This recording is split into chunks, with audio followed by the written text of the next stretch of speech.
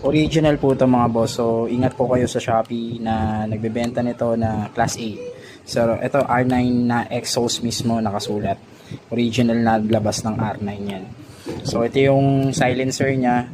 Lalagay natin to. May sample na po ako ng video ng R9 na walang silencer. So ilalagay natin tong DB killer nila. So ang paglagay naman nito, ganyan. So, shoot mo lang to rito. So, yan. Mababaon mo naman yan. So, pagkabaon yan, okay na.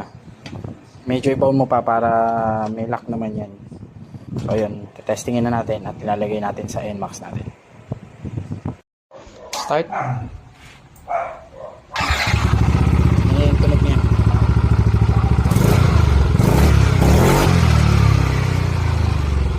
Ganda mga boss. Para sa akin mas maganda